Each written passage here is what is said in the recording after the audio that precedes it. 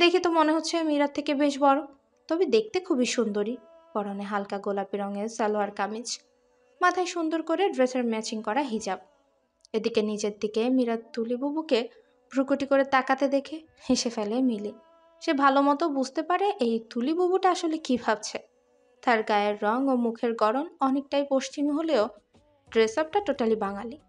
মিলির মা ছিলেন একজন ধার্মিক মহিলা, স্বামীর ব্যবসার সুবিধার্থে ইউএসএ গিয়ে থাকা, তবে তিনি নিজের কালচার সম্পর্কে সচেতন ছিলেন। মেয়েকেও সেইভাবেই তৈরি করেছেন। অবশ্য উনি আর এই দুনিয়াতে নেই। মেয়ের 18 বছর বয়সে তিনি এই দুনিয়ার মায়া ত্যাগ করেছেন।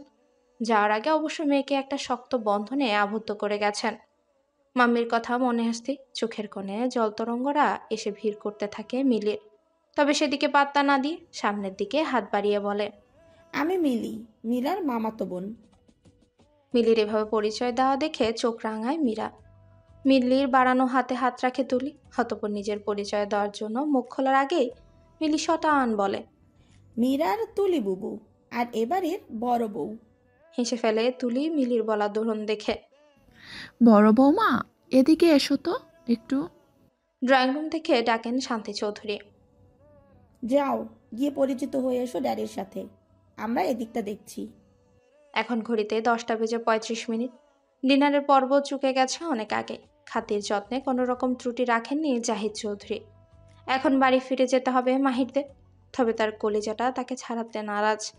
সেই যে ডিনারের পরে ভাইয়ার গলা জড়িয়ে ধরেছে, ছাড়ার নাম নিচ্ছে না মেয়েটা। কেঁদে কেটে একাকার করছে। মাহির ভাবছে হয়তো দুদিন যাবৎ তাকে দেখতে না পেয়ে মীরা তাকে ছাড়তে চাইছে না। আদৌ কি তাই? এত কিছুর পরেও শুভর চোখ শুধু মীরাকেই দেখে চলেছে। Don't Cry, white rose. কেমন কাতর তার কণ্ঠস্বর। এতে এতে ভ্রুজোড়া কুঁচকে যায় মাহির। এতক্ষণ পর সে কিছুটা হলেও আঁচ করতে পারে তুর্যের ফোন বন্ধের ব্যাপারে। তৎক্ষণাৎ সে মীরাকে নিজের থেকে সরিয়ে সারা মুখ বরফ করে থাকে। গালে এগুলো কিসের দাগ? মাহিরের চোখ মুখ শক্ত করে বলে। হঠাৎই ভাইয়ের এভাবে কড়া গলার আওয়াজ শুনে ভয় পেয়ে যায় সে। নিজের সামনে মাথাটা দুপাশে নাড়ে। অতঃপর ঠোঁটটাকে সামান্য উল্টে হাতের ইশারায় বুঝায় এগুলো কিছুই নয়। বোনের কথায় পাত্তা দিল না মাহির। আঙ্কেল, মীরাকে আমি আমার সাথে নিয়ে যেতে চাইছি। মাহিরের চোয়াল শক্ত। নিশ্চুপ রজনীতে ঝিঝি পোকার ডাকটা কারো কাছে মিউজিকের ন্যায় শ্রুতিমধুর লাগে, আবার কারো কাছে এই ডাক গায়ে কাটা দেওয়ার জন্য যথেষ্ট। তেমনি তুর্যের কাছে নিশ্চুপ রজনী যেমন ভালো লাগে, তেমনি ঝিঝি পোকার ডাকটা নিজেকে রিল্যাক্স করার জন্য যথেষ্ট। প্রায় রাতে তুর্য অনেক অনেক পড়াশোনা করার পর নিজের প্রতি যখন বিরক্ত চলে আসতো, তখন সে চুপটি করে একলা কিছু সময় কাটিয়ে আসতো তাদের ছাদের রেলিংয়ের ধারে চেয়ার পেতে বসে শান্ত প্রকৃতির সাথে। এতক্ষণ পর তুর্য তার বন্ধ চোখের পাতা দুটো খুলে পকেট থেকে ফোনটা বের করে সময়টা দেখে নিল। 12টা 7 বাজে। এখনও তার ফোনটা এরোপ্লেন মোডেই রাখা। তুর্য ভাবছে মেয়েটাকে খেতে না দিয়ে টেনে নিয়ে চলে গেল। তারপর চোখ দুটো খিচে বন্ধ করে নিল। সে কি সত্যি সত্যি অমানুষ হয়ে গেল? মেয়েটাকে কি করে এতটা হার্ট করতে পারলো সে? এখন নিজের প্রতি রাগ লাগছে তার। আর কিছু ভাবতে পারছে না সে। উঠে দাঁড়িয়ে আস্তে ধীরে একটু দূরে রাখা গাড়িটার দিকে এগিয়ে যেতে যেতে বিড়বিড় করে বলল, আম সরি ডিয়ার। রুমের দরজা বাইরে থেকে বন্ধ দেখে ভ্রুজোড়া আপনা আপনি কুচকে যায় তুর্যের। বাইরে থেকে দরজা বন্ধ? মানে মীরা ভিতরে নেই? এত রাতে গেল কোথায় মেয়েটা? বিড়বিড় করে নিজের মনেই প্রশ্ন করে তুর্য। তার সারা শরীর কেমন যেন করছে। অদ্ভুত অনুভূতি, যা মুখে বলার নয়। সে ভাবল মীরা হয়তো ছাদে আছে। সিঁড়ি বেয়ে ছাদে চলে গেল তুর্য। কিন্তু কোথায়? কোথায় কি? চারিদিক তো নিস্তব্ধ। কোনো অভয়বের টিকে পর্যন্ত দেখা যাচ্ছে না। কুচকানো ভ্রুজোড়া আরো কুচকে গেল।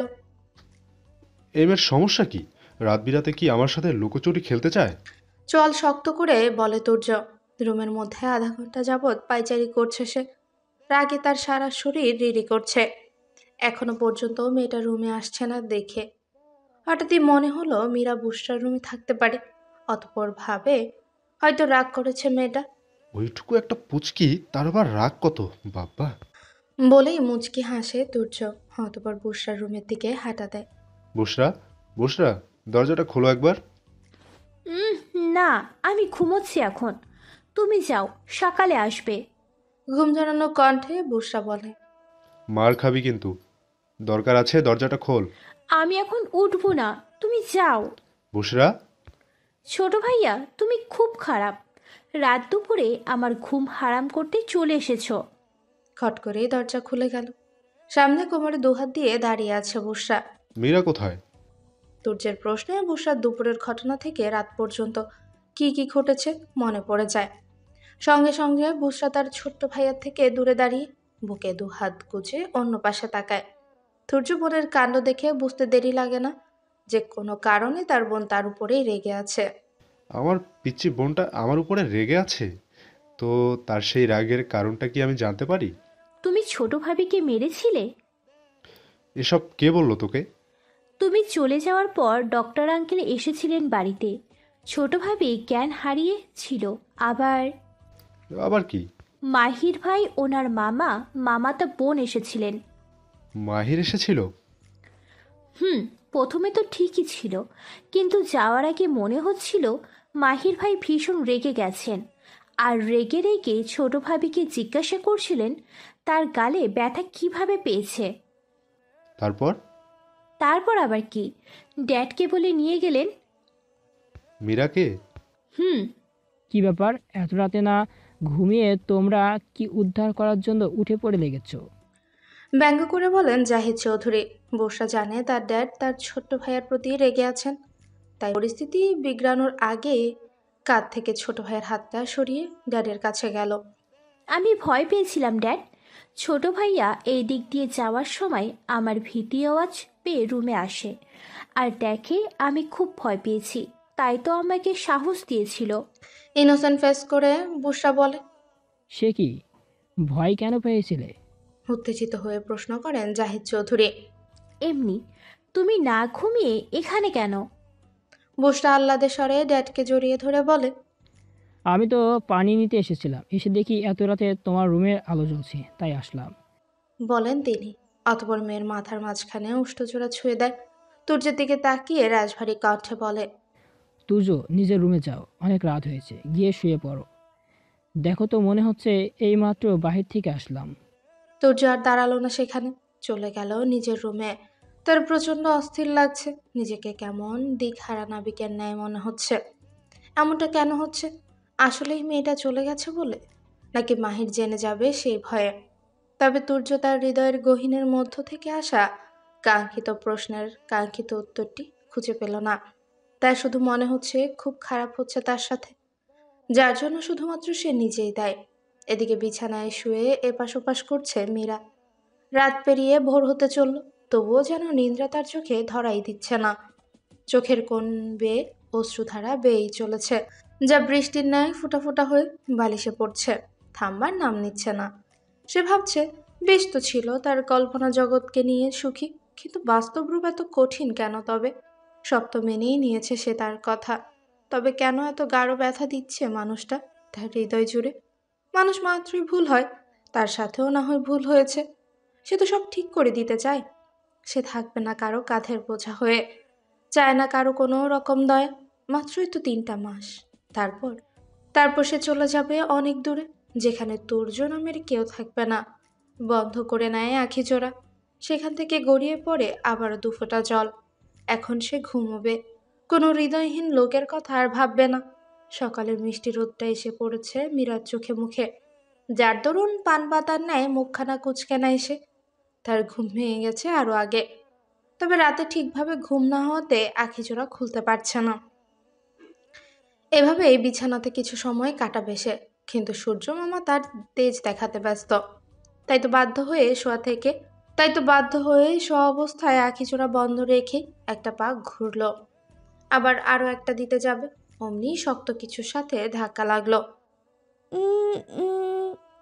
মুখ দিয়ে এমন একটা আওয়াজ বের করলো সে। কিঞ্চিত ব্যথাও পেয়েছে মেয়েটা, কিন্তু পাত্তা দিল না তাতে। ভাবলো কোলবালিশটাকে আজ রোদে দিতে হবে, বেশ শক্ত হয়ে গেছে। অতঃপর সমস্ত ভাবনাকে সাইডে রেখে শক্ত কোলবালিশটাকে আষ্টে পৃষ্ঠে জড়িয়ে ধরে। মীরার কেমন অচ্ছে, ঘুরে থাকার কারণে কিছু মনে করলো না, চুপটি করেই রইল। এদিকে তুর্যের শরীরে নরম কিছু স্পর্শ পেতেই তার ঘুম ছুটে যায়। চক্ষু জোড়া খুলে পিটপিট করে তাকায় সে। অতঃপর নিজের দিকে তাকিয়ে পুরোই তার মুখ দিয়ে তুর্য শরীরে নরম কিছু স্পর্শ পেতেই তার ঘুম ছুটে যায়। চক্ষু জোড়া খুলে পিটপিট করে নিজের দিকে তাকিয়ে পুরোই হয়ে যায়। তার মুখ দিয়ে কোনো কথাই বেরোচ্ছে না। এদিকে মীরার নাকে অদ্ভুত মাতাল করার সুগন্ধি এসে ধাক্কা দিচ্ছে, যা সে এই পাশে ফেরার পর থেকেই পাচ্ছে। একে তো সারা রাত ঠিকভাবে ঘুম না হওয়ার কারণে চোখ খুলতে পারছে না বেচারি, তার উপর ওই পাগল করা গন্ধ, উফ, আর সহ্য করা যাচ্ছে না। তাই বাধ্য হয়ে মেয়েটা তার নাক মুখ ডুবিয়ে দিল সেই সুগন্ধি মাতাল ভাণ্ডারে। হাতপর মুখটা এপাশ ওপাশ করতে লাগলো, যার ফলস্বরূপ তার নাক ঠোঁট ছুঁয়ে ছুঁয়ে গেল সেখানে। দুর্বাঘাসের ন্যায় ছোট ছোট কোনো কিছুর দ্বারা তার নাকে মুখে শুষিয়ে লাগছে। হঠাৎ এক ধাক্কায় বিছানার এক কোণে গিয়ে পড়ল মীরা। একটা মাত্র ধাক্কা, যা তার ঘুম ছোটাতে যথেষ্ট। ডান হাতের খাটের হেডবোর্ডে বাড়ি লাগায় কিঞ্চিত ব্যথাও পেল সেখানে। এত জোরে ধাক্কাটা কে দিল দেখার জন্য চক্ষু জোড়া খুলে দেখে তুর্য চৌধুরী। প্রতিদিনের মতো আজও গায়ে কোনো কাপড় নেই, লোমশ বুকে দৃশ্যমান হয়ে আছে। শুধুমাত্র একটা ট্রাউজার পরে বিছানায় বসে বড় বড় শ্বাস নিচ্ছে, যা দেখেও হয়ে যায় মীরা। সঙ্গে ভীষণ রাগও লাগে তার। এই লোকের সমস্যাটা কি সে বুঝতে পারছে না। ও বাড়িতে থাকাকালীনও কম জ্বালায়নি, এখন মেয়েটা তার নিজের বাড়িতে এসেছে, এখানেও শান্তি নেই। মহাশয় ঠিকই সে অর্ধনগ্ন শরীর নিয়ে তার কল্পনায় চলে এসেছে। এসব ভেবে মুখ বাঁকায় মীরা। তখনই অতঃপর সামনের দিকে এগিয়ে একদম তর্জন মুখোমুখি হয়ে কানের নিচে ও ঘাড়ের মাঝ বরাবর জায়গায় কামড় বসায়। অতঃপর কোনো দিকে না তাকিয়ে ওয়াশরুমের দিকে দেয় এক দৌড়। তুর্য দাঁতে দাঁত চেপে এখনো পর্যন্ত চোখ বুজে আছে। মীরা যে জায়গায় কামড় দিয়েছে সেখানে চিনচিন ব্যথা করছে। প্রথমে অবাক হয়ে মীরার কাণ্ড দেখলেও শেষে চক্ষু চোরা খুলে রাখতে পারেনি তুর্য। নাক মুখ খিচে বন্ধ করে নিয়েছিল। একে তো তাকে আষ্টপৃষ্টে জড়িয়ে তারই বুকে মুখ গুজে তাকে অপ্রস্তুত করেছে, আবার এখন এই কামড় তুর্যের মেজাজ খারাপ করার জন্য যথেষ্ট। ওয়াশরুমের ভেতরে ঢুকে রাগে গজগজ করছে মীরা। পারছে না সামনে যা কিছু আছে সব ভস্ম করে দিতে। কোনো রকমে দাঁতগুলো ব্রাশ করে শাওয়ার ছেড়ে তার নিচে দাঁড়িয়ে পড়ে। এখন তার মাথা ঠান্ডা করা প্রয়োজন। কি ভেবেছে সেই লোকটা? কল্পনাতে এসেও তাকে ব্যথা দিবে আর সে ভিতরানির মতো সব কিছু সহ্য করবে? কখনো না। এসব ভেবে আবারও মুখ বাঁকায় মীরা। প্রায় আধা ঘন্টা শাওয়ারে পানিতে ভিজে মাথা ঠান্ডা করেছে মীরা, কিন্তু এবার ঘটল বিপত্তি। সে তো আর তার জামা কাপড় কিছুই নিয়ে আসেনি, আর এভাবে রুমে গেলে রুম ভিজে যাবে। তাই সে তার ভেজা কাপড় ছেড়ে একটা শুকনা টাওয়াল পেঁচিয়ে নিল শরীরে। অতঃপর ওয়াশরুমের দরজা খুলে রুমের ভেতর কাপড়ের সামনে দাঁড়িয়ে সেখান থেকে তার পছন্দ মতো ধূসর রঙের একটি লং কুর্তি নিল, যেটা সে এখন পরবে। অতঃপর পেছনে ঘুরে যেই না সামনে তাকালো, অমনি সে আবারও তুর্যকে দেখতে পেল। কানে ফোন নিয়ে হাঁ করে তার দিকে ট্যাপ ট্যাপ করে তাকিয়ে আছে। মীরা বুঝতে পারলো তুর্য ঘন ঘন ঢোক গিলছে। তখনকার মতো লোকটা উদম গায়ে আর নেই, এখন শরীরে একটা টি শার্ট জড়ানো, কিন্তু টি শার্টটা একটু বেশিই চেনা চেনা লাগতেছে তার কাছে। হ্যাঁ, এ তো মনে পড়েছে, এটা তো তার ভাইয়া মাহিরের। কিন্তু এই লোকের পরনে কেন? আর এই লোকই বা এখানে কেন? আসলে কি লোকটা তার কল্পনায় এসেছে নাকি সত্যি সত্যি? ডান হাতে ধরা কাপড়গুলো বা হাতে রেখে ডান হাত দিয়ে দুটো চোখই কচলে নিল। না, লোকটা এখনো আছে। এবার সে তার বাম হাতে জোরে চিমটি দিল, ফের সামনে তাকালো। হ্যাঁ, লোকটা এখনো ওভাবেই তার দিকে তাকিয়ে আছে, কিন্তু ড্যাব ড্যাব করে নয়, বরং তীক্ষ্ণ চোখে ভ্রুজোড়া কুচকে। তার মানে লোকটা সত্যি সত্যি এ ঘরে উপস্থিত। ভেবে মীরা নিজের দিকে তাকালো। তার গায়ে শুধুমাত্র একটা টাওয়াল জড়ানো। তীব্র লজ্জায় মীরার মনে হতে লাগলো সে এখানেই জ্ঞান হারাবে। আর একবার তুর্যের দিকে তাকিয়ে ওয়াশরুমের দরজার দিকে দিল এক ভোঁদড়। নির্বোধ, কোনটা কল্পনা আর কোনটা বাস্তব সেটাই এখনো বুঝতে শিখলো না। তুর্য সেই ভোরে নিজের গাড়ি নিয়ে চলে এসেছে এখানে। ফ্ল্যাশব্যাক। বিছানায় থম মেরে বসে আছে তুর্য। তার এখন দুনিয়া উলট পালট করে দিতে মন চাইছে। কিছুতেই ঘুম জিনিসটা তার চোখে ধরা দিচ্ছেন না, অস্থির লাগছে। ভেতরে ধকধক আওয়াজ তোলা যন্ত্রটা যেন দুমড়ে মুচড়ে যাচ্ছে। সেই সাথে মাথাটা ছিঁড়ে যাচ্ছে যন্ত্রণায়। তুর্য দেয়াল ঘড়ির দিকে তাকিয়ে সময়টা দেখে নেয়। এখন 3টে বাজতে 5 মিনিট বাকি, আর দেরি করতে চাইছে না সে। তার এখন ঘুমের প্রয়োজন, তাই বসা থেকে উঠে পড়ল সে। অথবা টেবিলের উপর থাকা গাড়ির চাবি নিয়ে চলে গেল। তুর্যকে এই সময় খান ম্যানশনে দেখে অবাক হয়ে যায় দারোয়ান। একটু পরেই ফজর আজান দেবে। আর ছেলেটা এখানে? ব্যাপারটা বেশ ভাবাচ্ছে দারোয়ানকে। তার ভাবনার মাঝে তুর্য বলে, এভাবে কি দেখছেন? এখানে বউ আছে আমার। নিন, তাড়াতাড়ি খুলে দিন। তুর্যের এহেন কথায় ভাবাচাকা খেয়ে যায় দারোয়ান। সে তো জানে এটা মীরা দিদিমণির স্বামী, তাই বলে শ্বশুরবাড়ি যখন তখন চলে আসতে হবে? আসলেই বড় লোকদের বড় বড় ব্যাপার। একটা দীর্ঘশ্বাস ফেলে প্রধান ফটক খুলে দেয় দারোয়ান। এই নিয়ে 4বার হলো এসে বেল বাজিয়েছে তুর্য, কিন্তু না, কেউ দরজা খুলছে না। অধৈর্য হয়ে পড়ল সে। সমস্যা কি এদের? আর মাহিরটাকে একবার পাই। দাঁতে দাঁত চেপে বলল তুর্য। শেষবারের মতো বেল বাজানোর জন্য প্রস্তুতি নিল সে। এবার কেউ আসলো ভালো, এবার কেউ আসলে ভালো, নয়তো বা তাকে অন্য কোনো পদ্ধতি বের করতে হবে। যেই না শেষবারের মতো কলিং বেলের সুইচে চাপ দিতে যাবে, অমনি দরজাটা খুলে গেল। তুর্য দেখলো ঘুমো ঘুমো চোখে মাহির দাঁড়িয়ে আছে, আর তার দৃষ্টি স্থির হয়ে তাক করা তারই দিকে।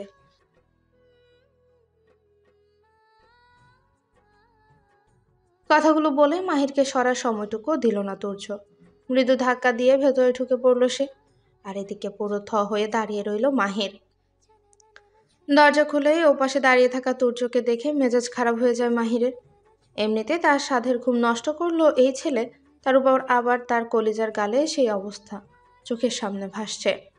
সে প্রথমে ভেবেই নিয়েছিল তুর্যকে কয়েকটা কড়া কথা শোনাবে, কিন্তু ছেলেটার দিকে পূর্ণ দৃষ্টিপাত করলেই দেখতে পায় তুর্যের সিল্কি চুলগুলো কেমন উস্কো খুস্কো হয়ে কপালে ছড়িয়ে আছে। পরনে রাতের জন্য পরা পাতলা টি শার্ট ও ট্রাউজার, চোখে মুখে অস্থির অস্থির ভাব, যা দেখে মাহি আর কিছু বলতেও পারল না। মীরার রুমের দরজার সামনে দাঁড়িয়ে অনবরত দরজা ধাক্কাচ্ছে তুর্য, তবুও মীরার কোনো সারা শব্দ নেই। থাকবে কিভাবে? সে তো তার মতো ঘুমোচ্ছে। সারা রাত মেয়েটা দু চোখের পাতা এক করতে পারেনি, কেবলই গভীর ঘুমে তলিয়েছে। ওভাবে দরজা ধাক্কাস না তুর্য, লাভ হবে না। ওভাবে দরজা ধাক্কাস না তুর্য, কোনো লাভ হবে না। ওর ঘুম খুব গভীর। আমার কাছে এক্সট্রা কি আছে, ওয়েট কর, এনে দিচ্ছি। বলেই মাহি নিজের রুমে গেল চাবি আনতে। এক্সট্রা কি নিয়ে দরজা খুলে রুমে প্রবেশ করলো তুর্য। অতঃপর আগের ন্যায় আবারও তা লক করে দিয়ে রুমের চারিদিকে দেখতে লাগলো। এর আগে সে কয়েকবার মাত্র এসেছে এ বাড়িতে, তবে মীরার রুমে কখনো আসা হয়নি। না, রুমটা অগোছালো নয়, বেশ পরিপাটি, কিন্তু তার রুমের তুলনায় বেশ ছোট। রুমে খুব একটা বেশি জিনিসপত্র নেই। একটা মাঝারি সাইজের বেড, টেবিল চেয়ার, টেবিলের উপরে একাধিক খাতা বই সাজানো। তার পাশেই রয়েছে একটা ছোট্ট বুক সেলফ, সেখানে থমে থমে সাজানো বিভিন্ন ধরনের গল্পের বই। দেখেই বোঝা যাচ্ছে মেয়েটা খুব বেশি বই পড়ুয়া। সূর্য নজর ঘোরালো, দেখতে পায় বেডের অন্য পাশে একটা কাবার্ড। সর্বশেষ যেটার উপরে নজর পড়ে তা হলো ড্রেসিং টেবিল। সেখানে সাজানো মেয়েটার নানা রকম কসমেটিক্স, আর তার সামনেই রাখা একটা ছোট্ট টুল। এবারে প্রত্যেকটা রুমের তুলনায় ছোট এই রুমটা। হয়তো মেয়েটার পছন্দের রুম এটা, তবে তুর্যের বেশ লাগছে সিমসাম রুমটা। বিছানার একপাশে গুটিসুটি মেরে বেঘরে ঘুমোচ্ছে মীরা। তার পরনে প্লাজো ও টি শার্ট, তবে সেগুলো একটাও ঠিক জায়গায় নেই। প্লাজোর একটা পা উঠে পড়েছে হাঁটুর উপরে, আর টি শার্ট অধিক ঢিলে ঢালা হওয়ার কারণে উঠে গেছে গলার অনেকটা উপরে, যার ফলস্বরূপ তার মেদহীন ফর্সা পেটটা দৃশ্যমান। সেদিকে নজর দিতেই মৃদু কেঁপে ওঠে তুর্য। একসঙ্গে 3-4টে ঢোক গিলে অতপর বড় বড় পা ফেলে মীরার একদম কাছে গিয়ে সবকিছু টেনে টুনে আগের ন্যায় ঠিক করে দেয়। চলে আসতে নিলে পদজোড়া থেমে যায়। ধক করে ওঠে তার হৃৎপিণ্ড। মীরার ঘুমন্ত মুখশ্রী দেখে আখি জোড়া ফোলা, দুগালে রয়েছে জলস্রোতের একাধিক ধারা। তুর্যের বুঝতে বাকি থাকে না কয়েক ঘন্টা আগে এখানে হাজারো তরঙ্গের একসাথে ভিড় করেছিল। একটা দীর্ঘশ্বাস ফেলে তুর্য অতপর সন্তর্পণে তার দুহাত দিয়ে মেয়েটার মুখর আঁচলে ভরে নিয়ে বলে, সরি। অতপর সযত্নে দুটো গাল মুছে দিয়ে মীরার পায়ের কাছে থাকা কম্বলটা বিছিয়ে দেয় মেয়েটার শরীরে। এখন আর ঠান্ডা নেই বললেই চলে, কোনো রকম কম্বল ছাড়াই থাকা যায়। তবুও তুর্যের মনে হলো মেয়েটা ঠান্ডা লাগছে। তুর্যের মনে হতে লাগলো নিজেকে কেমন রিল্যাক্স লাগছে। অনায়াসে সে পারফেক্টভাবেই শ্বাস নিতে পারছে। বুকের ভেতরে হওয়া নাম না জানা ব্যথাটা কমে গেছে। হার্ট স্পেশালিস্ট ডক্টর তুর্য চৌধুরীর কাছে এই ব্যথা একদমই অজানা। উঠে দাঁড়ালো তুর্য। এখন সে একটু শান্তির ঘুম দেবে, নয়তোবা মাথার মধ্যে ঝিমঝিম করা অস্বস্তি ভাবটা কাটবে না। কিন্তু কি করে কি? রুমে তো কোনো সোফাই নেই। আচানক চোখ কপালে উঠে যায় তুর্যের। হোয়াট দ্য, আমি ঘুমাবো কোথায়? তার মনে পড়ে গেল মীরাকে বলা তারই কথা। আমি কারোর সাথে বেড শেয়ার করতে পারি না। এই ঘরের কোন কোনায় থাকবে সেটা তোমার ব্যাপার, আমার বেডের কাছে না দেখলেই হলো। আর চোখে মীরাকে একবার দেখে নিল তুর্য, অতঃপর গায়ে জড়ানো টি শার্ট খুলে খাটের অন্য পাশে মীরার থেকে বেশ দূরত্ব বজায় রেখে শুয়ে পড়ল। আবেশে চোখজোড়া বন্ধ হয়ে গেল তুর্যের। টাওয়ালের সেই মাতাল করা গন্ধটা তার নাকের চারপাশে ঘুরঘুর করছে বারংবার। বালিশে মুখ ডুবিয়ে দিল সে, অতঃপর কয়েকটা বড় বড় শ্বাস টেনে ঘুমের দেশে পাড়ি দিল। Flashback in. সকাল সকাল শান্তি চৌধুরী ছোট ছেলের রুমের সামনে এসে দেখেন দরজা হা হয়ে খোলা। ভেতরে গিয়ে দেখেন ছেলের রুমে নেই। তিনি ভাবলেন ছেলে হয়তো ওয়াশরুমে আছে, তাহলে একটু বসাই যাক। কিন্তু যেই ভাবা সেই কাজ, ওভাবে বসে 15 মিনিট পার হয়ে গেল, তবে ছেলের টিকে পর্যন্ত দেখা যাচ্ছে না। অধৈর্য হয়ে তিনি হাঁক ছাড়লেন। তুর্য, বেটা তুমি কি ওয়াশরুমে? না, কোনো রকম সারা শব্দ নেই। তাই তিনি বাধ্য হয়ে সেখান থেকে চলে এলেন। বুশরা, বুশরা। কিছু হয়েছে মম? সকাল সকাল এইভাবে ডাকছো যে? তোমার ছোট ভাইয়া কি গত রাতে বাড়ি ফেরেনি? কেন বলো তো? রুমে দেখলাম নেই, কোথায় গেল এই সাত সকালে? থাকলে তো দেখবে, সে আর শালা উপাস সম্বন্ধী বাড়ি আছে এখন। আমাকে এইমাত্র ফোনে জানালো বিয়ের পর প্রথমবার শ্বশুর বাড়ি গেল, তাও কিনা খালি হাতে। শেষের কথাগুলো বেশ আফসোসের সুরেই বলল তুহিন। তুর্য মীরার বাড়ির আছে শুনে ভেতরটা ছারকার হয়ে যাচ্ছে শান্তি চৌধুরীর। তিনি ছেলেকে কিভাবে বোঝাবেন ওই বোঝা মেয়ে তার যোগ্য নয়? তিনি কিভাবে ছেলেকে বোঝাবেন ওই বোবা মেয়ে তার যোগ্য নয়? চৌধুরী ভিলায় সে একদম বেমানান। তিনি ভেবেছিলেন মীরা চলে যাওয়ার ব্যাপারটা কাজে লাগাবেন, কিন্তু না, ছেলে তো বড় বউ ছাড়া একটা মুহূর্ত কাটাতে পারছে না। রাগে গজগজ করতে করতে তিনি নিজের রুমের দিকে হাঁটা ধরল। বাদ সাধল বুশরা। আরে মম, তুমি ওদিকে কোথায় যাচ্ছ? খাবে না? এ কি ভাইয়া, আপনি তো দেখছি কিছুই খাচ্ছেন না। বলেই মিলি তুর্যের প্লেটে আবারও খাবার ভরিয়ে দেয়। আর তা তৃপ্তির সঙ্গে চেয়ে দেখছেন আহাদ সাহেব। বোনের অনুপস্থিতিতে ওনার ছোট্ট মিলি সবকিছু সামলে নিচ্ছে ভেবেই হাসি ফুটে ওঠে মুখে। আহাদ সাহেবের একমাত্র বোনের কথা খুব মনে পড়ছে। ওনার বোনটা যদি বেঁচে থাকতেন তাহলে হয়তো সবকিছু অন্যরকম হতো। মিলির জায়গায় ওনার বোন থাকতেন, আর একমাত্র জামাইকে নিজ হাতে সযত্নে খাওয়াতেন। গোপনে একটা দীর্ঘশ্বাস ফেললেন আহাদ সাহেব। তুর্য, ঘাড়ে কিভাবে ব্যথা পেলি? কি অবস্থা দেখি দেখি। মাহির তড়িঘড়ি দেখতে গেলে তুর্যের কথায় অপ্রস্তুত হয়ে যক্ষা রোগীর ন্যায় কাশতে থাকে। মানুষ রূপী মেনি বিড়ালে কামড় দিয়েছে, সমস্যা নেই, সেরে যাবে। আর চোখে মীরাকে একবার দেখে নিয়ে উত্তর দেয় তুর্য। তুর্যের এহেন কথায় আহাদ সাহেবও অপ্রস্তুত হয়ে যান, তবে সেটা প্রকাশ করলেন না। তিনি নিজের মতো করেই খেতে থাকলেন। আর মিলি তো পারে না টেবিলের নিচে গিয়ে বসে। এদিকে মীরা নিজের কাণ্ডের কথা মনে করে নজর এদিক সেদিক করতে থাকে। সে লজ্জার সাথে সাথে ভীষণ অনুতপ্ত। কিছুক্ষণ অতিবাহিত হওয়ার পর তুর্য মীরার উদ্দেশ্যে বলে, বিকালে তৈরি থাকবে, হসপিটাল থেকে এখানে এসে তোমাকে নিয়ে একসাথে বাড়ি ফিরবো। নিমিষে মীরার লজ্জা রাঙা মুখটা অন্ধকারে ঢেকে যায়। সেভাবেই ছলছল নয়নে ভাইয়ের দিকে তাকায়। মাহির বুঝতে পারে তার কলিজার টুকরোটা আজ যেতে চাইছে না, তাই সে তুর্যকে উদ্দেশ্য করে বলে, তুর্য, ও থাক না, 2 দিন পর, 2 দিন পরে আমি গিয়ে দিয়ে আসবো। কোনো দরকার নেই, আমার বউকে আমি নিয়ে যেতে পারবো। মাহির বুঝতে পারে বন্ধু তার উপর রেগে আছে, তাই আর কথা বাড়ালো না। সবাই নিজের মতো করে খাচ্ছে, কারো মুখেই কোনো কথা নেই। নীরবতা ভাঙলো মীরার জোরে গ্লাস রাখার শব্দে। মীরা তার ভাইকে হাতের ইশারায় কি যেন বোঝালো, অতঃপর উঠে চলে গেল নিজের রুমে। এখানে উপস্থিত সকলের ব্যাপারটা বুঝলো, তুর্য কিছুই বুঝলো না। কি বললো আর কিভাবে বুঝলি? দেখ তুর্য, কারো ইশারা বুঝতে গেলে, স্পেশালি যারা কথা বলতে পারে না, তাদের ক্ষেত্রে সর্বপ্রথম সেই মানুষটাকে বুঝতে হয়। হ্যাঁ, হোয়াইট রোজ, তুমি এখানে কি করছো? ওয়েট, তুমি? টিফিনের ঘন্টা বাজতেই হৈ হুল্লোড় শুরু হয়ে গেছে চারদিকে। তবুও মীরার মধ্যে কোনো রকম হেলদোল দেখা যাচ্ছে না। আগের ক্লাসটা না হওয়ার সুবাদে সে একটা গল্পের বই পড়ছিল, আর এখনও পড়েই যাচ্ছে। তার আশেপাশে কি হচ্ছে সেদিকে কোনো হুঁশ নেই তার। সে এখন গল্পের মধ্যেই মজে আছে। 6 বছর আগে সে ওইভাবে বান্ধবীদের সাথে হুল্লোড় করে বেড়াতো, কিন্তু এখন সে নিশ্চুপ। প্রয়োজন ছাড়া নিজের জায়গা ছেড়ে ওঠে না। প্রথম প্রথম শোকাহত কারণে এভাবে থাকলেও পরবর্তীতে তা অভ্যাসে পরিণত হয় মীরার। এখন সে দ্বাদশ শ্রেণীতে পড়ছে। তার দুই প্রিয় বান্ধবী নাবিলা ও কুসুম বর্তমানে কলেজের দ্বিতীয় বর্ষের ছাত্রী। সেও তো তাদের বান্ধবীদের সাথে এখন কলেজে পড়তো, যদি না সেদিন সেই ভয়ঙ্কর দুর্ঘটনাটা না ঘটতো। তবে সে থেমে নেই, একটু পিছিয়ে গেছে মাত্র। তাতে কি, তার মেধা সে একই আছে। তখনও তার সবার প্রথমেই নাম উঠত, এখনও সেটা। মীরার দুই বান্ধবী প্রতিদিন টিফিন টাইমে মীরার ক্লাসরুমে এসে সেই সময়টুকু আড্ডা দিত। মীরা চুপ থাকলেও দুই বান্ধবীর গল্প খুব করে উপভোগ করত। কিন্তু এখন সেটা আর হওয়া সম্ভব নয়।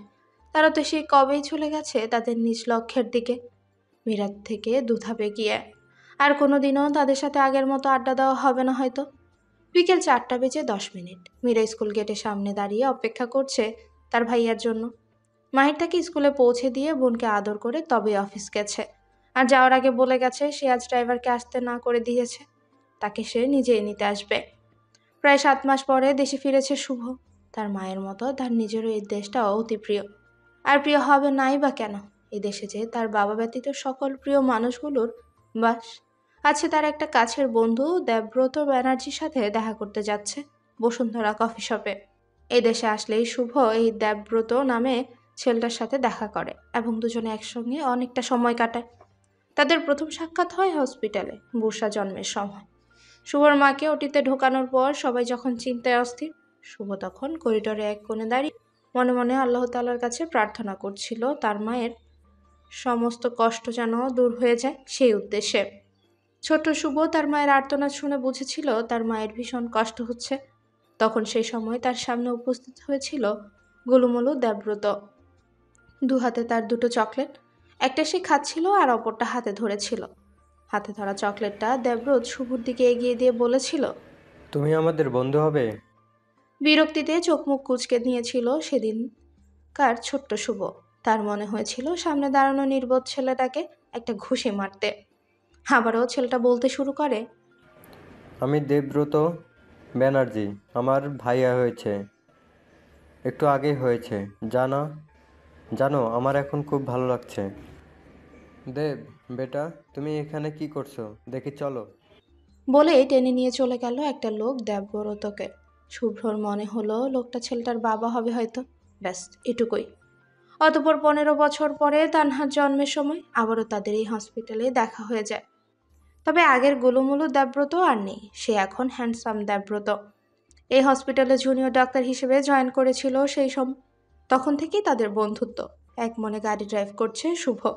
হঠাৎই তার চোখ যায় রাস্তা থেকে বেশ দূরে একটা স্কুল গেটের সামনে। আরে ওটা হোয়াইট রোজ না? নিজের মনকে প্রশ্ন করে শুভ। তাড়াহুড়ো করে তার গাড়িটা যথা জায়গায় পার্ক করে দৌড়ে গেল মীরার কাছে। হেই হোয়াইট রোজ, তুমি এখানে কি করছো? রিনা ওয়েট, তুমি এই স্কুলে পড়ো রাইট? দেখে তো তাই মনে হচ্ছে, আর আমিও তো তাই ভেবেছিলাম। ভ্রুজোড়া কুচকে বলে শুভ। মীরার অসহ্য লাগছে এই ছেলেটাকে। এই বাদরটার জন্য তুর্য তার গায়ে হাত তুলেছিল। ভাবতেই রাগ লাগছে মীরার। তাই সে মুখ ফিরিয়ে অন্য পাশে তাকায়। একই হোয়াইট রোজ, তুমি এত বিরক্ত হচ্ছ কেন আমাকে দেখে? আমি কি তোমার পর? আমি তোমার নিজের লোক। মীরা শুভর দিকে চোখ ছোট ছোট করে তাকালে সে আমতা আমতা করে বলে, না, আই মিন তোমাদের সবার নিজের লোক। আবারও মীরা অন্যদিকে তাকায়। সে মনে মনে তার ভাইয়াকে বকা দিচ্ছে। এত যে দেরি হচ্ছে সেদিকে তার ভাইয়ার কি কোনো খেয়াল নেই? তার উপরে এই অসহ্য লোকটা। প্রচণ্ড বিরক্ত লাগছে যার, যা তার চোখে মুখেই ফুটে উঠেছে। হোয়াইট রোজ শোনো না। আর সহ্য করতে পারল না মীরা। তাই বাধ্য হয়ে সে তার ব্যাগ থেকে ফোনটা বের করে কিছু একটা টাইপ করতে থাকে। অতঃপর হয়ে গেলে তার শুভর সামনে ধরে। আর এর সবটা একটু দূরে দাঁড়িয়ে দেখে তুর্য। শুভর প্রত্যেকটা কথা তার কানে এসে বেজেছে। রাগে তার মাথায় অদৃশ্য আগুনের ন্যায় দাউ দাউ করে জ্বলছে। দ্রুত ওদের কাছে যেতে গিয়েও থেমে যায় সে, মীরার প্রতিক্রিয়া কি হয় তা দেখার জন্য। শুভ অবাক হয়ে ভ্রুজোড়া কুঁচকে মীরার দিকে তাকালে সে তাকে ইশারায় তার সামনে তাক করা ফোনের দিকে তাকাতে বলে। শুভ তার দৃষ্টিজোড়া তার হোয়াইট রোজের দিক থেকে সরিয়ে যে না ফোনে রাখবে তখনই ফোনটা কেউ একজন টেনে নিল। এহেন কাজটা কে করলো দেখার জন্য শুভ যেই না পাশে তাকালো, অমনি তুর্যের মুখখানা দেখতে পেল। এদিকে মীরা ঘন ঘন ঢুক গিলছে আর চোখের পাতা পিটপিট করছে তুর্যকে দেখে। মীরা তুর্যের দিকে তাকানো মাত্রই দেখতে পায় লাল লাল চোখে চোয়াল শক্ত করে দাঁড়িয়ে আছে সে। দেখেই বোঝা যাচ্ছে লোকটা সেদিনের মতো আজও রেগে আছে। ভয়ে মীরা আরো জড়সড় হয়ে দাঁড়ালো। তুর্য, তুই তুই না হসপিটালে ছিলি, এখানে কি করছিস? ছিলাম তো। আর এখানে কি করছি মানে? আমার বউ এখানে একা একা দাঁড়িয়ে থাকবে, আমি কাজে ডুবে থাকবো, আর তৃতীয় কোনো ব্যক্তি এসে সেই সুযোগটা নিক? সেটা কি ঠিক তুই বল? আমি ওর হাজব্যান্ড হই, সো একটা দায়িত্ব তো আমার আছেই। তুই কি বলিস? শেষের কথাগুলো মীরার কোমর জড়িয়ে ধরে নিজের কাছে টেনে এনে বলে তুর্য। বাই দ্য ওয়ে শুভ, আমার মনে হচ্ছে তুই কোথাও যাবি রে। তো যা, আমরা আসছি। তুর্য মীরাকে নিয়ে চলে আসে সেখান থেকে। তার একটা হাত এখনো মীরার কোমরে, আর অপর হাতটা মীরার ফোন ধরা। গাড়ির দরজা খুলে মীরাকে বসিয়ে দিয়ে সে নিজেও ড্রাইভিং সিটে বসে। অতঃপর মীরা শুভকে কি দেখাচ্ছিল সেটা দেখার জন্য সে ফোনের পাওয়ার বাটন চাপ দেয়। কোনো রকম পাসওয়ার্ড তাতে নেই, আর চোখে মীরাকে একবার দেখে নিল সে। মীরা জানলা দিয়ে বাইরে তাকিয়ে আছে। যে কেউ ওই মেয়েকে দেখলে বলবে সে এখন এই জগতে নেই। ফোনের লকটা খোলা মাত্রই সে দেখতে পায় সেখানে লেখা আছে, দেখুন, আপনি আমায় এই ধরনের নামে ডাকবেন না। আর আমার ভীষণ বিরক্ত লাগছে এতে। আর আমি বুস্টার ছোট ভাইয়ের বিবাহিতা স্ত্রী, সম্পর্কে আপনার থেকে বড়।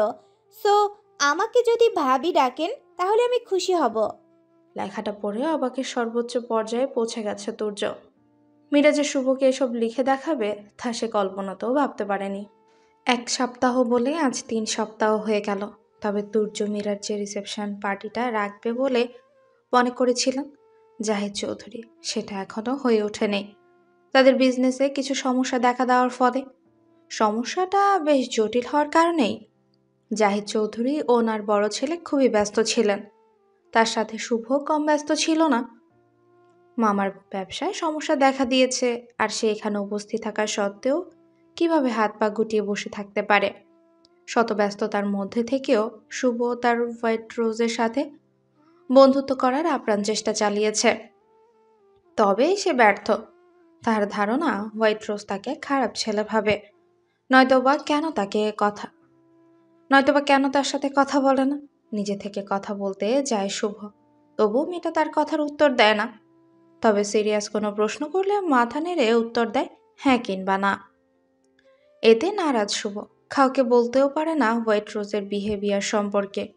সে নিজে থেকে বুঝে নিয়েছে তার হোয়াইট রোজ তুর্যের বাধ্য বউ, তাই তো তার সামনে মুখ দিয়ে কোনো উচ্চারণ করে না। আজ সকাল সকাল জাহিদ চৌধুরী ব্রেকফাস্ট টেবিলে সবার উদ্দেশ্যে জানিয়ে দিয়েছেন 2 সপ্তাহ আগে যে রিসেপশন পার্টি হওয়ার কথা ছিল সেটা কাল হবে। সবাইকে কার্ড দেওয়া শেষ, আর এও জানান মীরাদের বাড়িতে তিনি নিজে গিয়ে কার্ড দিয়ে এসেছেন। তুহিন, শুভ ব্যতীত তুর্য সহ সকালেই অবাক হয়ে গেছে। তাদের কারণই মনেই ছিল না এ ব্যাপারে। তুর্য আর চোখে তার পাশে দাঁড়ানো মীরাকে দেখে নেয়, কিন্তু তাকে দেখে বোঝার উপায় নেই যে সে আনন্দিত নাকি বিরক্ত। দ্বিতীয়বার মীরা এই বাড়িতে এসে থেকে তুর্যকে এড়িয়ে চলেছে। আগেও যে তার সাথে সেভাবে খাতির ছিল তা কিন্তু নয়। তবু তুর্যর কেন যেন মনে হচ্ছে মেয়েটা তাকে এড়িয়ে চলছে। কোনো কিছুর জন্য বকলেও মেয়েটা আর কাঁদে না, কেবল মুখের দিকে কিছুক্ষণ তাকিয়ে থেকে সরে পড়ে সামনে থেকে। এতে তুর্য ভীষণ বিরক্ত। ইদানিং তুর্যের কোনো কিছুতেই সহজে মন বসতে চাইছে না। কেমন যেন দম বন্ধ হয়ে আসতে চাইছে সারাক্ষণ। অস্থিরতা ভুগছে সে। আচ্ছা, তার কি কোনো কঠিন অসুখ হলো? তবে এত বড় ডাক্তার হয়ে ধরতে পারছে না কেন সে? মনের প্রশ্ন মনেই থেকে যায় তুর্যের। আবারও শোনা যায় জাহিদ চৌধুরীর কণ্ঠনালীর আওয়াজ, তাহলে ব্রেকফাস্ট ছেড়ে এক্ষুনি তোমরা শপিংয়ে চলে যাও। কেনাকাটা করতে তো সময় লাগবে, আর তুমিও যাবে সবার সাথে। শেষের কথাটা তিনি তুর্যের উদ্দেশ্যে বলেন। নো ড্যাড, আমার একটা ইম্পর্ট্যান্ট মিটিং আছে, সেখানে যাওয়া লাগবে। বলে তুর্য। মীরা শপিংয়ে যাবে বলে তৈরি হতে এসেছে নিজেদের রুমে। রুমের এক কোণে রাখা তার ট্রলি ব্যাগ থেকে জামা বের করতেই গেলে সে বেকুব বনে যায়। তার ব্যাগে জামা কাপড় ছাড়া আরও নানান প্রয়োজনীয় জিনিস ছিল, সেগুলোর একটাও ব্যাগে নেই। তার মাথা পুরো ফাঁকা ফাঁকা লাগছে। সে মনে করার চেষ্টা করছে সেগুলো সে কোথায় রেখেছে, কিন্তু না, সে তো এখানেই রেখেছিল। তার স্পষ্ট মনে আছে। অস্থির হয়ে মীরার রুমের কোণা থেকে কোণা দেখছে বারংবার। কি সমস্যা? এভাবে ছোটাছুটির মানে কি? তুর্যের প্রশ্ন করা মাত্রই তার সামনে ছুটে আসে মীরা। অতঃপর তুর্যের দিকে কিছুক্ষণ তাকিয়ে থেকে ঠোঁট উল্টে ভ্যাঁ করে কেঁদে দেয়। আচমকা মীরাকে এভাবে কান্না করতে দেখে অস্থির হয়ে পড়ে তুর্য। মীরা, এই মেয়ে, এই কি হয়েছে? আমাকে বলো, কেউ কিছু বলেছে? কে বকেছে বলো? কোথায় সমস্যা হচ্ছে বলো আমাকে, আমি সব ঠিক করে দিচ্ছি। কি হলো, কিছু বলছো না কেন? মীরা কিছু বলছে না দেখে তুর্য তাকে টেনে সোফায় বসায়। টেবিলের উপর থেকে তার মাঝারি সাইজের বোতলটা নিয়ে সেও মীরার পাশে গিয়ে বসে। অতঃপর বোতলের চিপি খুলে মেয়েটাকে একপাশ থেকে জড়িয়ে ধরে আর পানি পান করায়। পানি পান করানো হয়ে গেলে তুর্য মীরাকে তার বুকে টেনে নিয়ে মাথায় হাত বুলায়। যতক্ষণ না মেয়েটা শান্ত হয় ততক্ষণ। এদিকে মীরার কোনো হুঁশ নেই। সে তার জামা কাপড়ের শোকে কাতর হয়ে তুর্যের বুকে লেপ্টে আছে।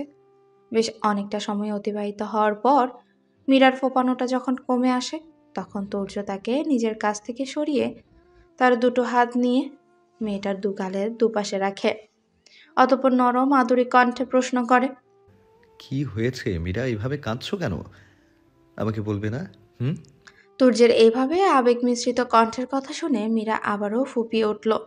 না, একদম না, ভুলেও আর কাঁদবে না, নয়তো তোমার কানের নিচে শক্ত কিছু পড়বে। তুর্যের ধমক শুনে তার ফোপানো বন্ধ হয়ে যায়। অতঃপর তুর্যের দিকে তাকিয়ে ডান হাতের তর্জনী আঙ্গুল দিয়ে তার ট্রলি ব্যাগটা দেখায়। তুর্য মীরার হাত অনুসরণ করে সেদিকেই তাকায়। ওটা তো একটা ব্যাগ। অবাক হয়ে বলে তুর্য। এবার মীরা বসা থেকে উঠে হন্তদন্ত হয়ে ব্যাগটার কাছে গিয়ে সেটা টেনে তুর্যের সামনে এনে রাখে। অতঃপর প্রত্যেকটা চেন খুলে খুলে দেখায়। মীরা দু হাতের দুটো পাতায় এদিক ওদিক করে মুখ দিয়ে কেমন গোঙানোর আওয়াজ করছে, আর মাঝে মাঝে ডান হাতটা কপালে ঠেকিয়ে চাপড়াচ্ছে, যার অর্থ তার সর্বনাশ হয়ে গেছে। এই ওয়েট, তুমি কি তোমার জামা কাপড়ের জন্য এইভাবে মরা কান্না জুড়েছো? তুর্যের প্রশ্নের উপর নিচ মাথা নাড়ে মীরা, যার অর্থ হ্যাঁ, সে তার সাধের জামা কাপড়ের জন্যই এতক্ষণ যাবৎ কান্না করেছিল। হোয়াট দ্য, তুমি? তুর্যের চোখ মুখ নিমিষেই শক্ত হয়ে যায়। বসা থেকে উঠে মীরার একদম সামনে চলে যায়। অতঃপর মেয়েটার একটা বাহু শক্ত করে ধরে দাঁতে দাঁত চেপে বলে, লিসেন, আর কোনোদিনও যেন এই সামান্য ফালতু কারণে তোমার চোখের পানি না দেখি, নয়তো। অর্ধেক বলে ছেড়ে দেয় তার বাহু। উল্টো ঘুরে বড় বড় দুটো শ্বাস নিয়ে আবারও সামনে ঘুরে এক হাত দিয়ে মীরার কোমর টেনে একদম নিজের সাথে মিশিয়ে নেয়। অতঃপর মীরা চোখে চোখ রেখে বলতে শুরু করে, তোমার চোখের সামান্য পানিতে কারো বুকে আগুন জ্বলে, আর সেই আগুন তার জ্বলে পুড়ে ছাই হওয়ার উপক্রম। ছেড়ে দেয় তুর্য মীরাকে, আর যাওয়ার আগে বলে যায়, যেটা যেখানে থাকার দরকার সেটা সেখানেই আছে, তুমি নির্বোধের মতো কাবার্ড দেখতে ভুলে গেছো। এদিকে হা করে তুর্যের যাওয়ার পানে তাকিয়ে আছে মীরা। সে বুঝতে পারছে না তুর্য এসব কি বলে গেল। এখানে তো তুর্য ছাড়া আর কেউ নেই, আর তার কান্না সে ছাড়া তো কেউ দেখেও নি। তার মানে আর ভাবতে পারছে না মীরা। তার চোখ আপনা আপনি বড় হয়েছে। তুর্য ড্রয়িং রুমের সোফাতে বসে ফোন চাপছে। সে কোথাও যাওয়ার জন্য রেডি হয়ে সিঁড়ি দিয়ে নামার সময় তার কানে আসে শুভর অস্থির কণ্ঠস্বর। ভাবিমণি, তোমরা মেয়েরা এত দেরি কি করে করতে পারো? একবার বলবে প্লিজ? শুভর এত অস্থির ভাব দেখে ভ্রুচুরা কুচকেই প্রশ্ন করে তুর্য। এত অস্থির হচ্ছিস কেন? কোথাও যাবি? আমি একা না, তুই মামা বাদে সবাই যাচ্ছি আমরা। কোথায়? কোথায় আবার? শপিংয়ে। শুনলি না তখন? মেয়েদের মাঝে তুই গিয়ে কি করবি? স্ট্রেঞ্জ ইয়ার, what do you mean by মেয়েদের? আমি আমার পরিবারের সাথে যাচ্ছি। বলেই হনহন করে চলে গেল শুভ তুর্যের সামনে থেকে। তুর্য আয়েশ করে বসলো সোফায়। অতঃপর কাউকে কল করে বলল, এখন আমি যাচ্ছি না, সামলে নিও ওই দিকটা। শুভরা দুটো গাড়ি করে শপিংয়ে যাবে। একটাতে তুহিন, তুলি আর তাদের সকলের আদরের তানহা, আর অপরটাতে শুভ, বুশরা, মীরা ও শান্তি চৌধুরী। তুহিনরা তাদের গাড়ি নিয়ে চলে গেল শুভদের আসতে বলে। বুশরা আগে আসুক, তারপর তার দেখাচ্ছি মজা। কি যে করছে ঘরের দরজা আটকে, ওই বোবা মেয়েটাকে নিয়ে যত সব আদিক্ষেতা। গাড়িতে বসে থাকতে থাকতে বিরক্ত হচ্ছেন শান্তি চৌধুরী। আসলেই ঠিক বলছো মামি, মেয়েটা বোবাই বটে, তা না হলে এত হ্যান্ডসাম একটা ছেলে তাকে যেচে কথা বলতে চায়, আর সে কি করে? বোবার মতো ফ্যাল ফ্যাল করে তাকিয়ে থাকে। কি হলো? কি বিড়বিড় করছিস? নাথিং মামি, ভাবছি কি ভাবছিস? ভাবছি যে তোমার মেয়েটার বিয়ে দিলে কি হবে। ও, তোকে ভাবতে হবে না, আমার মেয়ে কত লক্ষ্মী তুই কি জানিস? হেসে ফেলে শুভ মীরার কথায়। সে তো তার মামির বোরিং যাতে না লাগে তাই বলল কথাটা। এদিকে বুসরা মীরাকে নিয়ে সিঁড়ি দিয়ে নামছে, আর এটা ওটা বকবক করছে। কে একজন এদিকে তাকিয়ে তার কয়েকটা হার্টবিট মিস করে ফেলেছে, সে খেয়াল কারোরই নেই। ছোট ভাইয়া, তুমি এখনো যাওনি? বুসরা তুর্যকে প্রশ্ন করে, কিন্তু তুর্য তো তার সামনে দাঁড়ানো হলুদ পরীকে দেখতে ব্যস্ত। মীরা হলুদ রঙের একটা সুতির গাউন পরেছে, মাথায় হলুদ ওড়না টানা, ঠোঁটে হালকা গোলাপি লিপস্টিক দেয়া, আর দুই ভ্রুজোড়ার মাঝখানে ছোট্ট কালো টিপ। ব্যাস, তাতেই দুনিয়ার সকল সৌন্দর্য এসে ভিড় করেছে মেয়েটার মাঝে। তুর্য আনমনেই বলে ওঠে, মাশাআল্লাহ। তবে উপস্থিত দুজনের মধ্যে কারো কানেই তা পৌঁছায় না। কি হলো? এইভাবে হাঁ করে কতক্ষণ দাঁড়িয়ে থাকবে? কথাটা বুসরা বেশ জোরেই বলল, যার ফলস্বরূপ মীরা খানিকটা লজ্জা পেল। কিছুটা অপ্রস্তুত হয়ে বলল তুর্য, কি হ্যাঁ, কখন থেকে ডাকছি তোমায়? ছোট ভাবিকে দেখে তো তোমার হুশই উড়ে গেছে দেখছি। ছোট ভাইয়া, এত যে সুন্দর দেখছো সব আমার জন্য, তাই আমার কাছে শুকরিয়া আদায় করো। ভাব নিয়ে বলে বুসরা। তাই না? বলেই তুর্য বুসরার কান টেনে ধরে। ছোট ভাইয়া ছাড়ো, ব্যথা পাচ্ছি। ড্যাড কিন্তু বাড়িতেই আছে, ডাক দেব এক্ষুনি। খাদো খাদো মুখ করে বলে বুসরা, যা দেখে ছেড়ে দেয় তুর্য, আর মুখে বলে, যা ভাগ। বুসরা তার ছোট ভাইয়ার কাছ থেকে ছাড়া পাওয়া মাত্রই দিল এক ভোদক। মীরাও বুসরাকে অনুসরণ করে যেতে গেলে তুর্যের কথায় থেমে যায়। তুর্য আবারও আগের ন্যায় আয়েশি ভঙ্গিতে বসে পড়ে। তোমাকে যেতে বলিনি, এখানে এসে বসো। তুর্য তার পাশে ফাঁকা জায়গাটা দেখিয়ে গম্ভীর সুরে বলে। মীরার বুক কাঁপতে থাকে। এ লোকটা চাইছে কি? তাকে কি যেতে দেবে না ভাবছে মীরা। কাপা কাপা পায়ে এগিয়ে গিয়ে তুর্যের পাশে বসে সে, আর তাকে অবাক করে দিয়ে তুর্য তার দু হাত দিয়ে মীরার কোমরটা টেনে নিজের কোলে বসায়। অতঃপর ডান হাতের বৃদ্ধাঙ্গুলটা মীরার অধর যুগল রেখে স্লাইড করতে থাকে। এতে মীরার সর্বাঙ্গ মির্গি রুগীর ন্যায় থরথর করে কেঁপে ওঠে। যেখানে ন্যাচারাল লিপস দেখে কারো হুশ উড়ে যায়, সেখানে সব কৃত্রিম সৌন্দর্যের মানে কি? মোহনীয় কণ্ঠে বলে তুর্য। অতঃপর পকেট থেকে রুমাল বের করে মীরার অধর যুগলে চেপে ধরে মুছে দেয়। ঘন ঘন ঢোক গিলছে মীরা, নিঃশ্বাস নিতেও ভুলে গেছে সে। তার মুখ বিরল লাল, নীল গোলাপি রং ধারণ করছে মুহূর্তেই। আখি জোড়া সামান্য উপরে তুলে লোকটার বানা তাকালো। এক চোখ টিপ মারে তুর্য, যা আরও একরাশ লজ্জারা রাঙিয়ে দিয়ে গেল তাকে। কি হলো বুসরানি? ওই বোবা মেয়েটা কোথায়? ভাইয়ার কথা বলার ধরন দেখে পুরো থ হয়ে যায় বুসরা। হঠাৎই বুসরার চোখ মুখের পরিবর্তন দেখে অবাক হয়ে প্রশ্ন করে শুভ, কি হলো? তোকে এমন লাগছে কেন? আমার ভাইয়া যে কারোর অসহায়ত্বের খোঁচা মারে, সেটা আমার আগে জানা ছিল না। হঠাৎ তার এই রূপ দেখছি তো, তাই নিজেকে অস্বাভাবিক লাগছে। কথা বলতে গিয়ে দুফোঁটা অশ্রু গড়িয়ে পড়ে বুসরার গালবে। শুভ বুসরার চোখে পানি দেখে অপ্রস্তুত হয়ে যায়। সে বুঝতে পারছে না হঠাৎ তার বোনের কি হয়ে গেল। বুসরা আমি। শুভকে কথাটা সম্পন্ন করতে না দিয়ে শান্তি চৌধুরী বলেন, কি হচ্ছেটা কি বুসরা? ভাইয়ের সাথে তুমি কিভাবে কথা বলছো? আর শুভ মিথ্যা কি বলছে? বোবাকে বোবা বলেছে, তাই বলে মহাভারত অশুদ্ধ হয়ে যায়নি? এক্স্যাক্টলি মম, আমি আমার মাকে খেয়েছি, আমাকে জন্ম দিতে না দিতেই। বুসরা! চেঁচিয়ে ওঠেন শান্তি চৌধুরী মেয়ের মুখে এহেন কথা শুনে। কেন মম? এই সত্যিটা বললে তো কোনো মহাভারত অশুদ্ধ হবে না। সেদিন খালামণি তো ঠিকই বলেছিলেন আমার জন্য। অবশ্য একটু কষ্ট পেয়েছিলাম, তাতে কি, এটাই তো সত্য। তবে তুমি কেন সত্যটা না মানতে পেরে নিজের বড় বোনকে বাড়ি থেকে বের করে দিয়েছিলে? আচ্ছা মম, একটা সত্যি কথা বলবে? আচ্ছা, ছোট ভাবির মতো যদি আমার মুখের কথা না থাকতো, ওই দুর্ঘটনাটা ছোট ভাবির না হয়ে যদি আমার হতো, তবে আমাকেও কি এভাবে বলতে তোমরা? ধপ করে ওখানেই বসে পড়ে বুসরা। তার আখি জোড়া থেকে অবিশ্রান্ত নোনা পানির ধারা বইছে। শুভ বুসরার কথা শুনে কিংকর্তব্য বিমূঢ়। তার মানে তার মামি তখন সেটা মজা করেনি, সত্যি সত্যি বলেছিল। আর সত্যিই তো, সে কখনো তার ওয়েট্রোসকে কারোর সাথে কথা বলতে দেখেনি, এমনকি তুর্যের সাথেও নয়। আচ্ছা, একটু আগের কথাটা যদি তার ওয়েট্রোস শুনতো, তবে কি খুব বেশি কষ্ট পেত সে? আর কিছু ভাবতে পারছে না শুভ। তার পুরো মাথা ফাঁকা ফাঁকা লাগছে। শান্তি চৌধুরী গাড়ি থেকে নেমে পড়েছেন। ওনার একমাত্র আদরের রাজকন্যার চোখের সামান্য অশ্রু তিনি সহ্য করতে পারবেন না। এই মেয়েকে তিনি পেটে ধরেননি তো কি হয়েছে? এই মেয়ের সাথে ওনার রক্তের সম্পর্ক নাই থাকুক, আত্মার সম্পর্ক তো ঠিকই আছে। শান্তি চৌধুরী ওনার মেয়েকে দুহাত দিয়ে জাপটে ধরেন, অতপর বুসরার সারা মুখে চুমু দিয়ে বলেন, এসব কি কথা আমার সোনা মায়ের? তুমি আমার একমাত্র কলিজার রাজকন্যা না? হুম। আর কোনো দিনও যদি তোমার মুখে এসব ফালতু কথা শুনি, সেদিন দেখবে আমি কি জিনিস। আর শুভ, আমার ছোট বৌমার জন্য কি শুনছি, আর কোনো দিন যেন তোমার মুখে এসব না শুনি। শান্তি চৌধুরী মেয়েকে নিচ থেকে টেনে তুলেন, অতপর মেয়েকে সাথে নিয়ে গাড়িতে বসলেন।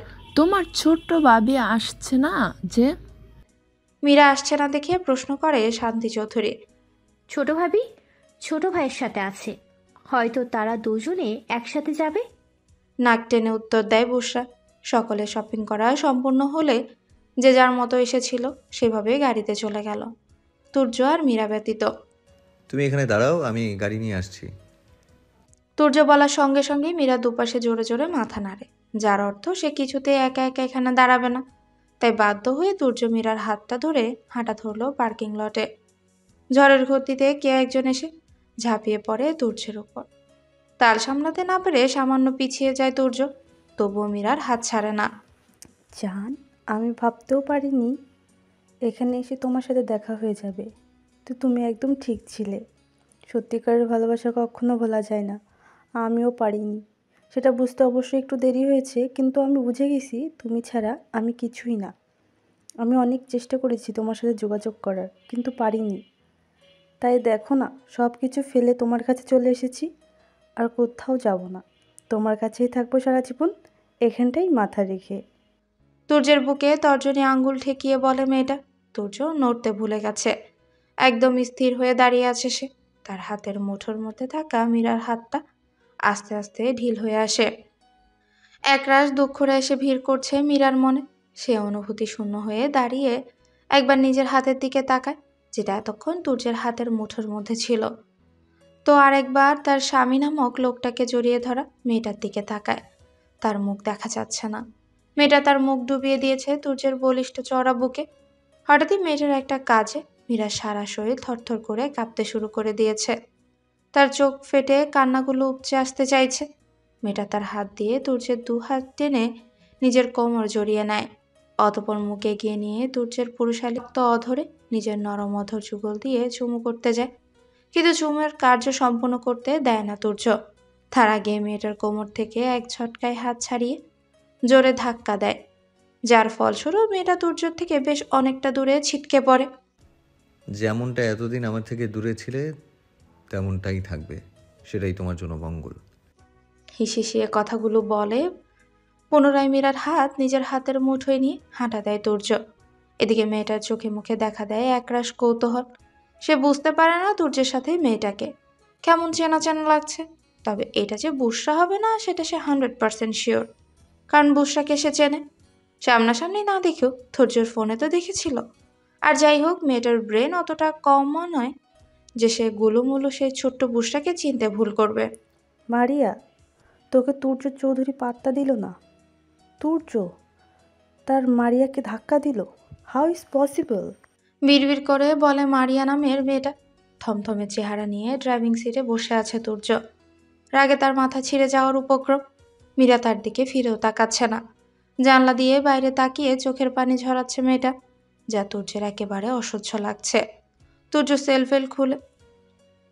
সিট বেল্ট খুলে মীরার একদম কাছে চলে যায়, অতঃপর তার ডান হাত দিয়ে শক্ত করে মেয়েটার গাল চেপে ধরে। এই মেয়ে, তোর সমস্যাটা কোথায় একটু বলবি? কেন এত প্যানপ্যানানি শুরু করেছিস? হয়েছে এটা কি? কি হলো? কিছু বলছিস না কেন? আরে তোকে কিছু বলেছি, উত্তর কেন দিচ্ছিস না? আরে এই মেয়ে, তোকে না না করেছি কান্না করতে, তবে চোখের পানি কেন ফেলছিস? বলেছি না তোর চোখের পানি দেখলে ভয়ঙ্কর কিছু করে বসবো। তুর্যের কথায় কি আছে জানা নেই মীরার, তবে চোখ মুখ খিচে দাঁতে দাঁত চেপে কান্নাগুলো আটকে নেয়, যার ফলস্বরূপ তার সারা শরীর কেঁপে কেঁপে ওঠে। মীরার কান্না থেমে যেতেই সরে আসে তুর্য নিজের সিটে, পুনরায় সিট বেল্ট লাগিয়ে বড় বড় দুটো শ্বাস নেয়, অতঃপর সামান্য রিল্যাক্স হয়ে গাড়ি টান দেয়। তুর্যদের গাড়ি এসে থামে চৌধুরী বিলার গেটের সামনে। মীরা আর চোখে তুর্যকে দেখে নেয় একবার। লোকটা মনে হয় এখনো রেগে আছে। আচ্ছা, তুর্য কি মীরার কান্নার জন্য এভাবে রেগে গেল, নাকি ওই মেয়েটার উপর যত রাগ হয়েছিল তা মীরার উপর ঝাড়ল? মনে মনে এসব ভেবেই চলেছে মীরা। কি হলো, এখানে বসে থাকার ইচ্ছা আছে নাকি? তুর্য বলতেই মীরা তাড়াহুড়ো করে গাড়ির দরজা খুলে নামতে গেলে তার একটা হাতে টান লাগে।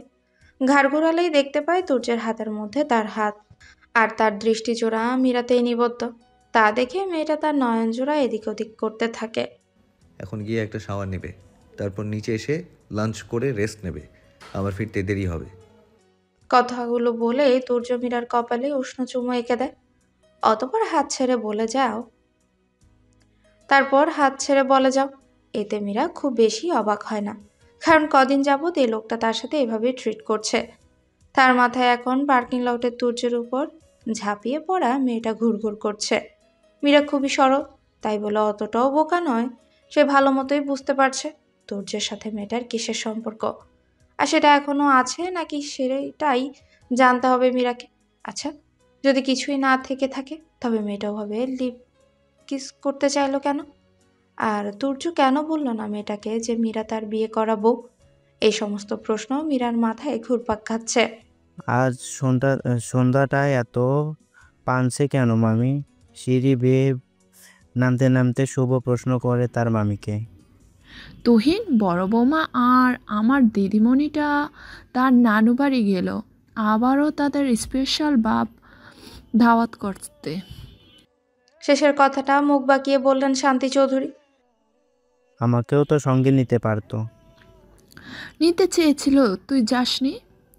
হোয়াট? তোকে অনেকবার ডাকা হয়েছিল কিন্তু তুই ঘুমে বিভোর ছিলি। আচ্ছা বল কি খাবি? এক কাপ কড়া কফি, মাথাটা বেশ ধরেছে। শান্তি চৌধুরী একজন মেয়েটকে ডেকে এক কাপ কড়া কফি দিয়ে যেতে বলেন। শুভ কফির মগটা নিয়ে বসার দরজার সামনে দাঁড়ায়। তার একমাত্র বোন তার উপর অভিমান করেছে, সেই অভিমানকে ধূলিসাৎ করতেই দরজায় ঢোকা দেয় শুভ। কে? একটু পরে এসো, পড়ছি এখন। বলে বুসা। সে জানে দরজার ওই পাশে এখন কে হতে পারে। বসু, দরজাটা একটু খোল পাখি, ভাইয়ার দরকারি কথা আছে তো। পরে বলবো, এখন সময় নেই, বিজি আছি। এমনিতেই কাল সারাদিন ব্যস্ত থাকবো, তাই এখন একটু পড়তে দাও। এই মাসে পরীক্ষা আমার।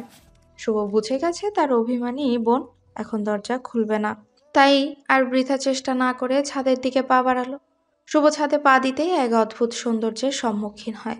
ছাদের রেলিং ধরে রাস্তার দিকে মুখ করে এক নারী অভয় দাঁড়িয়ে আছে। কোমর ছাড়িয়ে রেশমি চুলগুলো পড়ে রয়েছে পিঠে, আর সেই নারী অভয়টি তার দৃষ্টি স্থির রেখেছে সুদূর আকাশের ওই অর্ধচন্দ্রটাকাটার দিকে। এই আলো ছায়া মনোরম পরিবেশ, তার উপর এই অতিমাত্রায় সৌন্দর্য নারী পৃষ্ঠ অভয়, যা শুভর আখি জোড়াকে শীতল করতে যথেষ্ট। আস্তে আস্তে শুভ গিয়ে দাঁড়ালো সেই নারী অভয়টির পেছনে, কিন্তু সেদিকে সেই নারীটির কোনো খেয়াল নেই। তাই শুভ বুদ্ধি করে কেসে উঠল। কাশির শব্দে নড়ে চড়ে উঠে মীরা। হ্যাঁ, এটা মীরাই ছিল। ঘরে তার দম বন্ধ লাগছিল, তাই তো প্রকৃতির হাওয়া গায়ে মাখতে ছাদে আসে। মীরা তার পেছনে শুভকে দেখে অপ্রস্তুত হয়ে যায়। তাড়াতাড়ি গায়ে ওড়না জড়ানো এক পাশে মাথায় টেনে নেয়, অতঃপর শুভকে একটা জোরপূর্বক হাসি উপহার দেয়। এ কি হোয়াইট রোজ, তুমি কান্না করছিলে? শুভ তার হোয়াইট রোজের চোখের দিকে তাকিয়ে চমকে গিয়ে প্রশ্নটা করে। মীরা আবারও তার ঠোঁটে যথা হাসি বজায় রাখার চেষ্টা করে দুদিকে মাথা নাড়ে। তাহলে তোমার চোখে এগুলো এমন ফোলা ফোলা লাগছে কেন? শুভকে আবারও প্রশ্ন করতে দেখে মীরা মুচকি হেসে চোখ দুটো বন্ধ করে একপাশে মাথা নাড়ে, যার অর্থ এমনি। White rose, I am sorry. শুভর এহেন দুঃখ ভরা কণ্ঠ শুনে বেকুব বনে যায় মীরা। সে ছেলেটার দিকে তাকিয়ে ঘন ঘন চোখের পাতা নাড়ে, যা দেখে হো হো করে হেসে ওঠে শুভ। অতঃপর বলে, বলতে ইচ্ছে করলো তাই বললাম। আচ্ছা হোয়াইট রোজ, তুমি আমার বন্ধু হবে? কথাটা বলে শুভ তার ডান হাতটা বাড়িয়ে দেয়। মীরা শুভর হাতের দিকে একবার তো আরেকবার তার মুখের দিকে চেয়ে থাকে। সে চায় না কোনো রকম ঝামেলায় জড়াতে। তুর্য তাকে সাফ সাফ মানা করে দিয়েছে শুভ নামের ছেলেটার সাথে না মিশতে। এমনকি সে যেখানে থাকবে সেখানে মীরার থাকা নিষেধ। মীরাকে হাত কচলাতে দেখে শুভর মুখটা নিমিষেই ছোট্ট হয়ে যায়। একরাশ অন্ধকার ঢেকে যায় মুখখানায়। আস্তে করে সে তার বাড়ানো হাতটা নিজের কাছে টেনে নিয়ে যেন কি অন্যায় কাজটাই না করে ফেলেছে সে। মীরার শুভর মুখটা দেখে খারাপ লাগে। ছেলেটা অতটাও খারাপ নয় যতটা সে প্রথম দিন ভেবেছিল। তাই সে একটা কঠিন সিদ্ধান্ত নিয়ে ফেলল। তুর্যের কথার অবাধ্য হয়ে শুভর দিকে বন্ধুত্বের হাত বাড়িয়ে দিল। চৌধুরী ভিলায় আজকের সন্ধ্যাটা অন্য সব সন্ধ্যার চেয়ে অনেক স্পেশাল। আর হবে নাই বা কেন? জাহিদ চৌধুরীর ছোট নবাবের রিসেপশন বলে কথা। সারা বাড়ি বাহারি রকমের লাইটিং আর ফুলে ফুলে সজ্জিত। বিভিন্ন রকমের ফুলগুলো যেন নিজেদের মধ্যে সুবাস ছড়ানোর প্রতিযোগিতা চালাচ্ছে। তবে এর মধ্যে রজনীগন্ধা এক ধাপ এগিয়ে। সে তার মিষ্টি গন্ধটা সকলের নাকে গিয়ে ধাক্কা দিচ্ছে, সবার ঊর্ধ্বে গিয়ে। মাহির সেই সকালেই চলে এসেছে চৌধুরী ভিলায়। অবশ্য মীরার বড় ভাই হিসেবে নয়, বরং তুজের বেস্ট ফ্রেন্ড হিসেবে। তার একমাত্র বেস্ট ফ্রেন্ডের রিসেপশন বলে কথা। তার তো দায়িত্ব বলে কিছু আছে নাকি? হুট করে এত কিছুর আয়োজনে হিমশিম খাচ্ছে সকলে। তবে এরই মধ্যে শুভকে দেখা গেল নীল রঙের পাঞ্জাবি পরে সিল্কি চুলগুলো হাত দিয়ে সেট করতে করতে এদিকেই আসছে। কি ব্রো, আর আর কতক্ষণ? মাহিরের উদ্দেশ্যে বলল শুভ। এই তো। বলেই মাহির শুভর দিকে ফেরে। হিরো তো দেখছি সেজেগুজে রেডি। তা হিরোইন খোঁজার জন্য হেল্প লাগবে নাকি? দুষ্ট হাসির সহিত এক চোখ টিপ দিয়ে বলে মাহির। আসছে বন্ধুর চামচা আমার হিরোইন খুঁজতে। মুখ বাঁকিয়ে বলে শুভ। মাহির শুভর পেটে খোঁচা দিয়ে বলে, তুহিন ভাইয়া বাদে তোদের দুই ভাইয়ের পেটে শুধু হিংসাতে ভরপুর। দুটোই তোরা কুমির। আর তোমার বন্ধু যে মাথায় 10 কেজি ইগো নিয়ে ঘোরে, তার বেলায়